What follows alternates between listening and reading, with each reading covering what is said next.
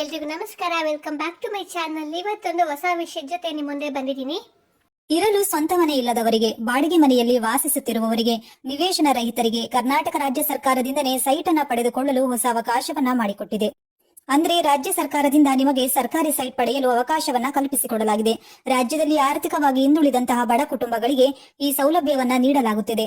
ಇಲ್ಲಿಯವರೆಗೆ ಯಾರಿಗೆ ಇರಲು ಸ್ವಂತ ಮನೆ ಇಲ್ಲವೋ ಇಂತಹ ಬಡವರಿಗೆ ಕರ್ನಾಟಕ ರಾಜ್ಯ ಸರ್ಕಾರ ಅವರಿಗೆ ಉಚಿತವಾಗಿ ಸೈಟ್ ಅಂದರೆ ಫ್ಲಾಟ್ ಅನ್ನ ನೀಡಲು ನಿರ್ಧರಿಸಲಾಗಿದ್ದು, ಅಂತಹವರಿಗೆ ಅರ್ಜಿಯನ್ನ ಆಹ್ವಾನಿಸಲಾಗಿದೆ.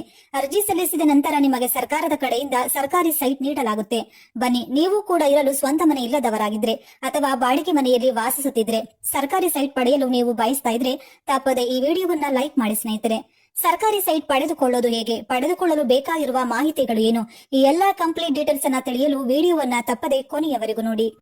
ರಾಜ್ಯದಲ್ಲಿ ನಿವೇಶನ ರಹಿತರಿಗೆ ಸರ್ಕಾರದಿಂದ ಸೈಟ್ ನೀಡೋದಕ್ಕೂ ಅವಕಾಶವಿದೆ. ಎಸ್ಸಿ, ಎಸ್ಟಿ ಹಾಗೂ ಇತರೆ ವರ್ಗದವರಿಗೆ ಸರ್ಕಾರಿ ದರದಲ್ಲಿ ನಿವೇಶನ ನೀಡಲು ಕಾನೂನಿನಡಿಯಲ್ಲಿ ಅವಕಾಶವಿದೆ.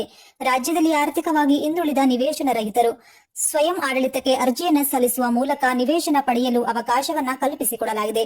ಆದರೆ ಅದಕ್ಕೆ ಇಂತಿಷ್ಟು ಎನ್ನುವಂತಹ ಮಿತಿಯನ್ನು ಕೂಡ ವಿಧಿಸಲಾಗಿದೆ. ಸರ್ಕಾರಿ ಭೂಮಿಯನ್ನು ಅತಿಕ್ರಮಿಸಿ ವಾಸದ ಮನೆಯನ್ನ ಇಂತಿಷ್ಟು ದಿನಗಳ ಒಳಗೆ ನಿರ್ಮಿಸಿದರೆ ಮಾತ್ರ ಕಟ್ಟಡ ನಿರ್ಮಿಸಿದ ವಿಸ್ತೀರ್ಣದ ಭೂಮಿಯನ್ನು ಸಕ್ರಮೀಕರಣಕ್ಕಾಗಿ ಕಾಲಂ 94C ಅಡಿಯಲ್ಲಿ ಅರ್ಜಿಯನ್ನ ಸಲ್ಲಿಸುವುದಕ್ಕೆ ಅವಕಾಶ ನೀಡಿದೆ. ತಹಶೀಲ್ದಾರ್ ಕೈಪಿಡಿಯಲ್ಲಿನ ಮಾಹಿತಿಯ ಪ್ರಕಾರ ನಗರ ಪ್ರದೇಶದಲ್ಲಿ 20-30 ಅಡಿ ವಿಸ್ತೀರ್ಣದ ನಿವೇಶನ ಜಮೀನಿಗೆ ಮಾತ್ರ ಹಕ್ಕುಪತ್ರ ನೀಡಲು ತಹಶೀಲ್ದಾರರಿಗೆ ಅಧಿಕಾರ ಇರುತ್ತೆ.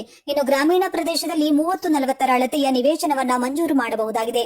ಮಂಜೂರಾದ ನಿವೇಶನದ ಮೌಲ್ಯ ಶೆಡ್ಯೂಲ್ನಲ್ಲಿ ವಿಧಿಸಿರುವ ದರದಂತೆ ಮಂಜೂರಾದ ಜಮೀನಿನ ಮೌಲ್ಯವನ್ನು ಮಂಜೂರಾದ ದಿನಾಂಕದಿಂದ ಇಂತಿಷ್ಟು ದಿನಗಳ ಒಳಗಾಗಿ ಪಾವತಿಸತಕ್ಕದ್ದು. ಪರಿಶಿಷ್ಟ ಜಾತಿ ಮತ್ತು ಪರಿಶಿಷ್ಟ ಪಂಗಡದವರಿಗೆ 50% ವಿನಾಯಿತಿ. ಆರ್ಥಿಕ ಹಿಂದುಳಿದ ವರ್ಗದವರಿಗೆ ನಗರ ಪ್ರದೇಶದಲ್ಲಿ 20-30 ವಿಸ್ತೀರ್ಣ, ಗ್ರಾಮ ಪ್ರದೇಶದಲ್ಲಿ 30-40 ವಿಸ್ತೀರ್ಣದ ನಿವೇಶನದ ಜಮೀನಿಗೆ ಯಾವುದೇ ಮೌಲ್ಯ ಪಾವತಿಸುವುದರಿಂದ ವಿನಾಯಿತಿ. ಮೇಲಿನ ನಿಯಮದಡಿ ಸರ್ಕಾರಿ ಸೈಟ್ ಅನ್ನ ಪಡೆಯಲು ನಿವೇಶನ ರಹಿತರಿಗೆ ಅವಕಾಶವಿದೆ. ನಿವೇಶನ ರಹಿತರು ಸರ್ಕಾರಿ ನಿವೇಶನಕ್ಕಾಗಿ ಜಿಲ್ಲಾಧಿಕಾರಿಗಳು, ಉಪವಿಭಾಗೀಯ ಅಧಿಕಾರಿಗಳು, ತಹಶೀಲ್ದಾರರಿಗೆ ಅರ್ಜಿಯನ್ನ ಸಲ್ಲಿಸಬಹುದು. ಈ ಸಕ್ಷಮ ಪ್ರಾಧಿಕಾರದ ಅಧಿಕಾರಿಗಳು ನಿಮ್ಮ ಅರ್ಜಿಯನ್ನ ಪರಿಶೀಲಿಸಿ ಅರ್ಹರಿದ್ದರೆ ಸರ್ಕಲ್ ನಿವೇಶನದ ಹಂಚಿಕೆಯನ್ನು ಮಾಡುತ್ತಾರೆ. ಈ ವಿಡಿಯೋ ನಿಮಗೆ ಇಷ್ಟ ಆಗಿದ್ರೆ ಪುಟ್ಟದನ್ನು ಲೈಕ್ ಮಾಡಿ, ಹಾಗೆ ನಿಮ್ಮ ಫ್ರೆಂಡ್ಸ್ ಅಂಡ್ ಫ್ಯಾಮಿಲಿಗೆ ಶೇರ್ ಮಾಡೋದನ್ನ ಮರಿಬೇಡಿ. Thank you.